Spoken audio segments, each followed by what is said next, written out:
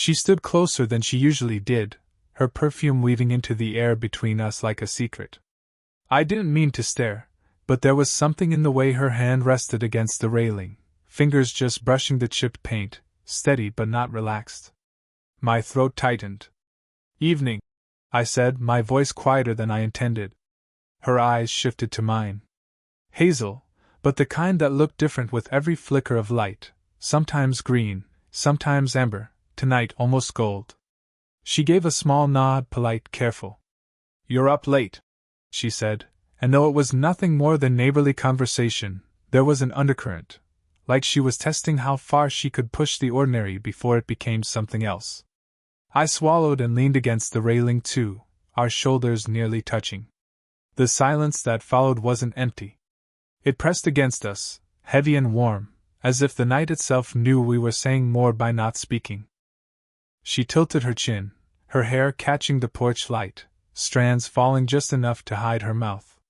That mouth, the slight press of her lips as though holding back words. I didn't trust myself to speak either. Instead, I let my hand shift, barely grazing hers where it rested. The touch was accidental in appearance, but I didn't move it away. Her fingers twitched, not pulling back, not pressing closer. Just trembling, a fraction. Enough to tell me I wasn't imagining it. "You shouldn't," she murmured finally, her tone hushed, like the night wasn't safe enough to hear her secret. "Shouldn't what?" My words slipped out too fast, too eager. I tried to soften them, to sound casual, but my heart was already racing. Her lips parted, then closed again.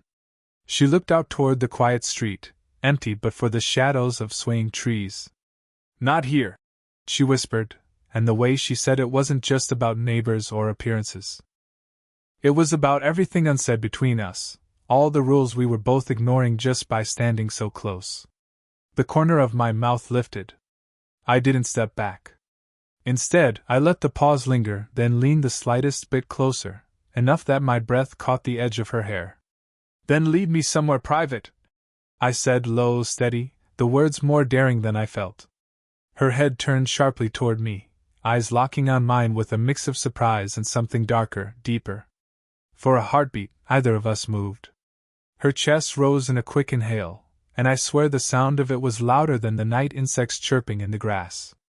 I thought she would laugh, or dismiss it, or tell me I'd crossed a line. But she didn't. She held my gaze, her lashes lowering slightly, the way someone looks when they're balancing between danger and desire.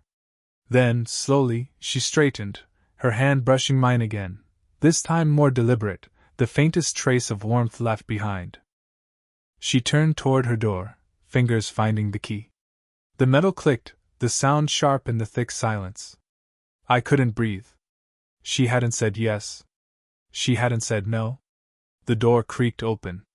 Light from the hallway spilled across the porch, soft and golden, touching her cheek, outlining the curve of her shoulder. She lingered in the doorway, not entering yet, not inviting me in either. Just standing there, waiting. And then, footsteps. A sound from the other side of the street, breaking the moment like glass. Someone passing by, their shadow moving across the sidewalk. She froze. I froze with her. Her hand tightened around the doorframe. Her eyes flicked back to me, wide, unreadable. The door remained half open. The sound of footsteps faded, swallowed by the night, but the moment it broke left a pulse of silence heavier than before. She still stood in her doorway, hand on the frame, eyes flicking between me and the empty street. "You should go home," she said softly, but the way her voice caught at the end betrayed her. She wasn't asking me to leave. She was asking herself to let me. I didn't move. My hands curled loosely at my sides, as if holding myself back. "If I go now," I murmured, "I'll just end up thinking about this all night." Her lips pressed together, a flash of tension crossing her face, not anger, but recognition. She understood. Maybe because she had felt it too. For a moment, I thought she'd shut the door. Instead, she sighed, the sound low, almost weary, and leaned against the frame. Her robe shifted, brushing her arm, and the soft light from inside traced the curve of her collarbone. She wasn't trying to be inviting, but it was impossible not to notice. "You're what? 23? She asked, her tone sharp with curiosity, maybe defense. 24, I said. Does it matter? Her eyes narrowed, not unkindly but searching, weighing. It matters more than you realize. Something in her words hinted at history, at scars I hadn't seen yet. I wanted to ask, but I held back. She didn't owe me explanations, not now. Still, she must have read the question in my silence, because she let out a dry laugh. I was married once, she said finally. Her hand tightened on the frame, knuckles pale. 15 years. I thought it would last forever. She looked past me, into the shadows. It didn't. I nodded, unsure what to say. The quiet stretched. Then she glanced at me again, her voice softer. And you're just starting. You don't know yet what time does to people. Her words should have pushed me back, but instead they pulled me in. I couldn't stop noticing the way her fingers grazed the edge of her robe absent-mindedly, or how her breathing deepened when she spoke about herself, as if letting those truths out made her chest lighter. I know enough, I said. My voice came out lower than I intended. Her eyes caught mine again, sharp, warning, but she didn't move away. Instead, she stepped closer, just one slow step, closing part of the space between us. I could feel the warmth of her body now, the faint brush of her breath against my cheek as she whispered. You don't. The defiance in me wanted to argue, but the honesty in her gaze stopped me. Instead, I lifted my hand, hesitant, and let it rest lightly on her shoulder. My fingers barely touched fabric, just enough to sense her, to see if she would pull back. She didn't. Her eyes fluttered closed for half a second, her lips parting as though she wanted to speak but couldn't. Then, as if remembering herself, she stepped back into the light of her doorway, breaking the contact. But before she turned away, her hand brushed mine, not an accident this time, deliberate, lingering just long enough to leave a spark behind. The door closed slowly, but the warmth of that touch burned long after the lock clicked into place. The next evening, I told myself I wouldn't linger outside her place. I told myself I'd stay inside, find something else to think about. But when I heard her door open, the quiet thud of it against the frame, my resolve fractured. She stood on her porch with a cup of tea, robe replaced by a fitted sweater and jeans. Casual, ordinary. Except she wasn't ordinary at all. Not to me. Out again? She asked, her tone light, but her eyes lingered. Couldn't sleep, I admitted. She tilted her head, like she didn't quite believe me, and gestured to the step beside her. I hesitated only a moment before taking it. The air cooled around us, filled with the faint steam of her tea. Our shoulders were closer than they should have been, almost brushing. We sat in silence until she broke it. This is dangerous. I glanced at her, searching her face. For you or for me? Her lips curved faintly, sad and knowing. Both. A vibration cut through the night, her phone, buzzing against the wooden step. She snatched it up quickly, glanced at the screen. Her jaw tightened. Without answering, she silenced it and set it aside, further from me this time. I caught the name, a man's, unfamiliar. I didn't ask. But I couldn't stop my mind from spinning. She shifted, brushing her sleeve against my arm as if she hadn't noticed. Except she had. Her breath caught the edge of my ear when she leaned slightly closer. You don't understand how this looks, she murmured. I swallowed hard. Then explain it to me. Her eyes locked on mine. For a heartbeat, it felt inevitable, the way her hand hovered near mine, the way her lips parted like she wanted to answer with something more than words. And then, footsteps. The clatter of shoes on pavement. A neighbor walking their dog, crossing the street. Her entire body stiffened. She pulled her hand back, her sweater sleeve tugged over her palm as if to erase the nearness. We both sat frozen, pretending casualness that neither of us felt. The neighbor passed, leash jingling, offering a polite nod that she returned to quickly. When they were gone, the silence returned, heavier than before. You see? she whispered, eyes still on the street. One glance, and they'll talk. I leaned in just enough that she had to feel the heat of me, even without touching. Let them, I said, though my voice wasn't steady. Her gaze snapped back to mine, startled, soft, torn. The space between us thinned until only a breath lived there.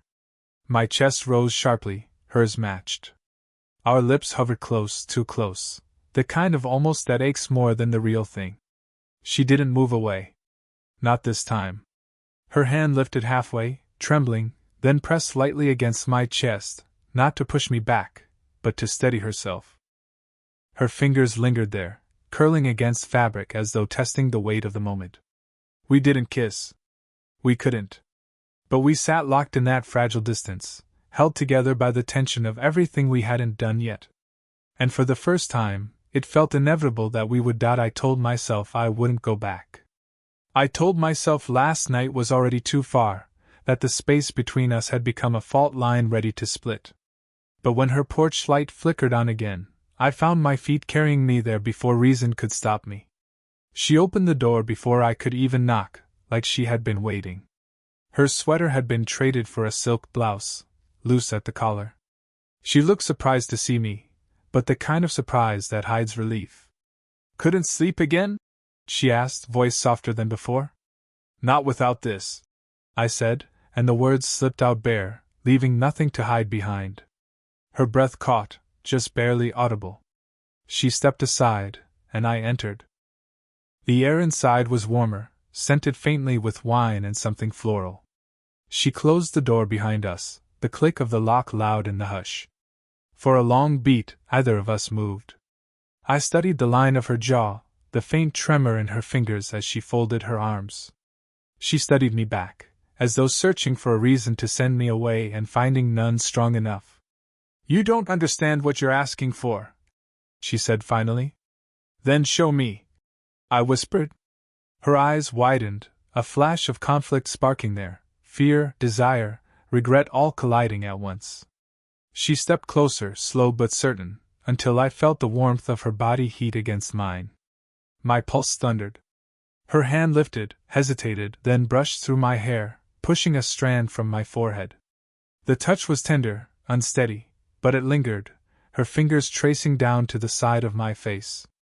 God, you're too young, she murmured, her thumb grazing my cheek.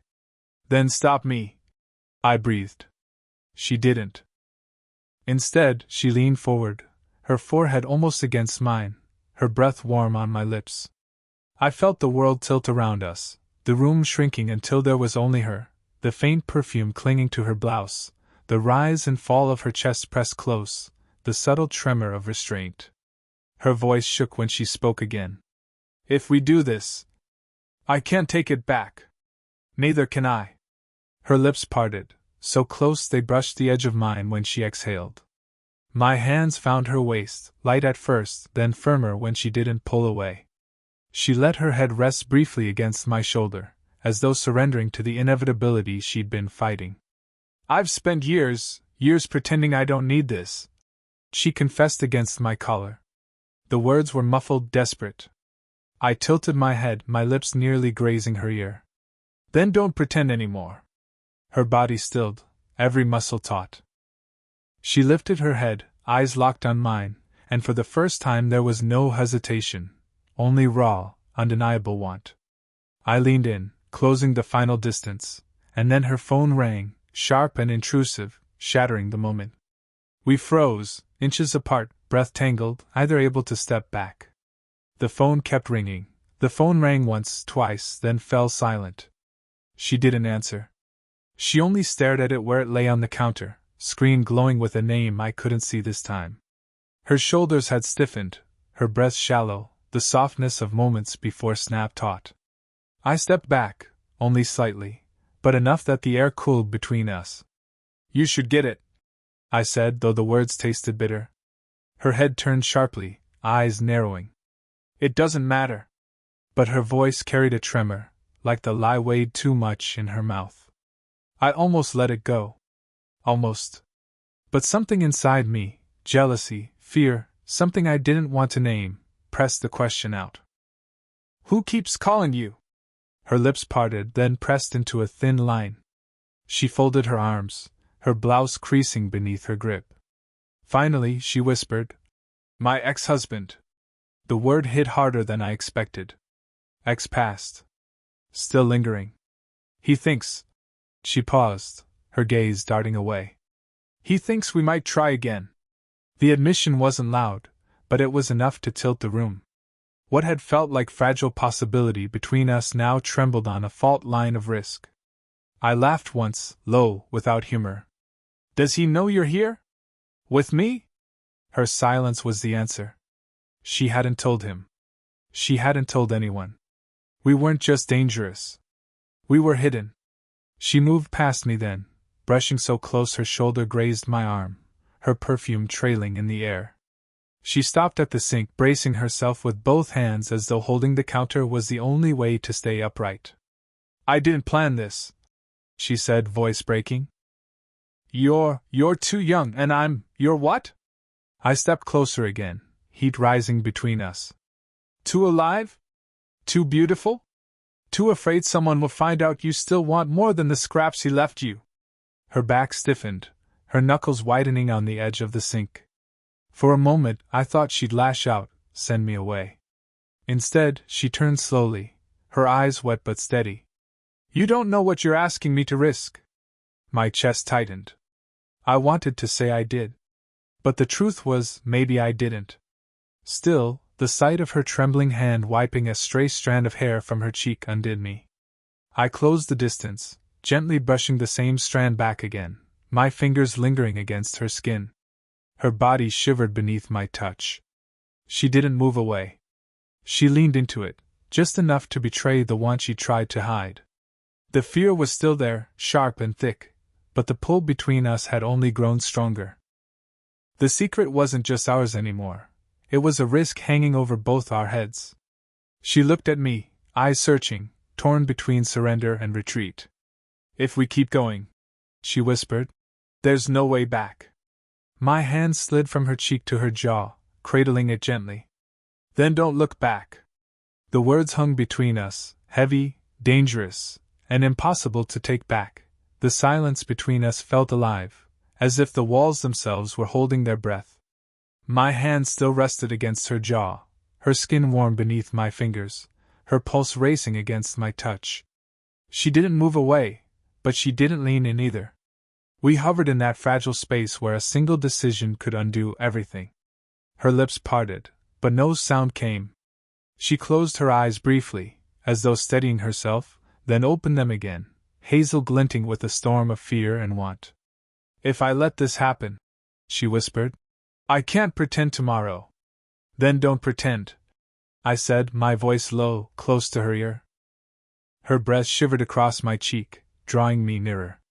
The air grew thick, the kind of weight that makes every heartbeat feel louder, every glance feel forbidden. My chest nearly touched hers, my hands sliding down the curve of her neck to rest lightly on her shoulder. She didn't flinch. She tilted her head toward me, almost surrender, almost escape. "You don't know what this will do to me," she murmured. "Maybe," I admitted. "But I know what it's doing to me if we don't."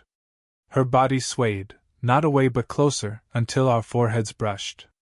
The warmth of her skin against mine sent a rush through me I couldn't contain. I felt the tremor in her hand as it lifted, hesitant, trembling, before it landed against my chest, right over my heart. "God," she breathed, her voice breaking. "I swore I wouldn't need anyone again. Then let me be the exception." Her eyes searched mine, desperate, questioning, until the fight inside her cracked. She leaned forward at last, slow, inevitable. The first press of her lips against mine was trembling, unsteady, but real. Real in a way that shattered every barrier, every rule we had tried to hold. The kiss deepened, not rushed but raw, pulling years of silence and loneliness into a single fragile moment. My hand slid to the back of her neck, holding her like I might lose her if I let go. She leaned into me fully now, her body soft against mine, her breath mingling with mine in ragged bursts between kisses. It wasn't perfect. It was messy, urgent, almost clumsy with the weight of everything we'd held back. But it was honest. When we finally pulled apart, her eyes stayed closed, her forehead resting against mine. Her hands still clutched at my shirt like she didn't trust her legs to hold her. "This changes everything," she whispered, her voice hoarse. "Good," I whispered back. "Because I don't want it to stay the same." She opened her eyes, hazel glowing with a clarity I hadn't seen before. No more hiding, no more pretending. Just her, vulnerable, strong, and mine in this moment.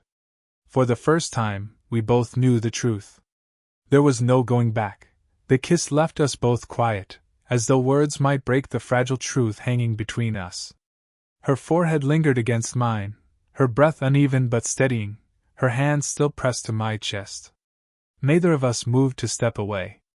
Finally, she exhaled, almost a laugh but weighted with disbelief. "I can't believe I let that happen." "You didn't let it," I said softly. "We both did." Her eyes flickered up to mine, searching, cautious, but something softer bloomed there too. She wasn't trying to hide it anymore, not the longing, not the fear. "I've spent so long building walls," she whispered. "And then you show up next door and—" She trailed off, shaking her head with a wry smile. "You knock them down without even meaning to." I smiled faintly, brushing my thumb across the back of her hand. "Maybe they weren't meant to last." Her laugh this time was real, quiet, husky, carrying a thread of release. She leaned back just enough to look at me properly. The lines of her face softened, her vulnerability showing not as weakness but as strength. "You don't care what people will say?" "About us?" I asked. "Let them talk." The weight of the question hung in her gaze, but slowly, her shoulders loosened. The tension she'd carried since the first night on the porch seemed to ease. She shifted closer, her hands sliding down until our fingers interlaced, fitting together, as if they had always been meant to.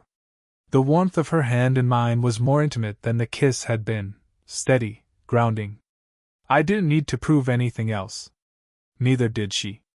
We sat together on her couch, the silence no longer heavy but calm. She leaned against me, her head resting lightly on my shoulder. My arm wrapped around her almost without thought, holding her there. The simple act felt bigger than all the hesitation that had come before it. "I'm not promising forever," she said, her voice quiet but firm. "I'm not asking for it," I replied. "Just right now." Her lips curved into the faintest smile, and she tilted her head, brushing a soft kiss against my jaw. Not urgent, not messy this time, just gentle. Certain. That was enough. The clock ticked faintly in the background, the world outside still turning, but here, in the dim glow of her living room, nothing else mattered. The doubts, the age, the fear of being seen, all of it faded against the simple truth of her body warm against mine, her fingers still tangled with mine as though she'd never let go. When she finally spoke again, her voice carried no hesitation. "Then stay." I tightened my arm around her, resting my cheek against her hair. "I wasn't planning on leaving." And in that quiet, with nothing left to fight, we both understood, whatever tomorrow brought, tonight we had chosen each other. Speech Balloon, did you enjoy the story? What kind of stories would you like to hear next?